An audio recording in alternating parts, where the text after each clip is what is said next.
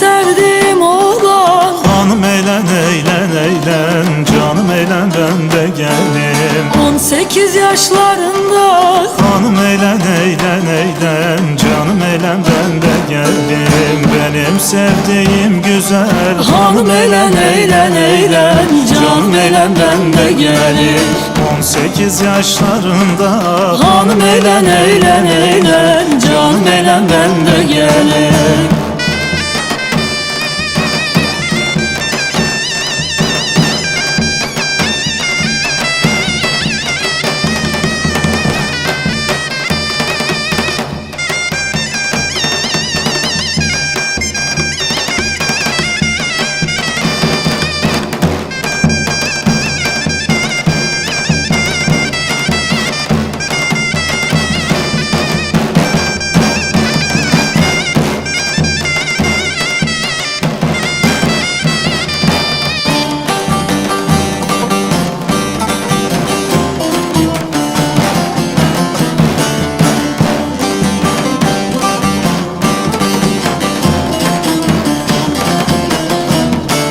Köprünün başındayım. Hanım eğlen eğlen eğlen, canım eğlen ben de gelim. Sevdanın peşindeyim. Hanım eğlen eğlen eğlen, canım eğlen ben de gelim. Kınamayın ahbaplar. Hanım eğlen eğlen eğlen, canım eğlen ben de gelim. Ben murad üstündeyim. Hanım eğlen eğlen eğlen, canım eğlen ben de gelim. Kınamayın ahbaplar. Hanım eğlen eğlen eğlen, canım eğlen ben de gelim.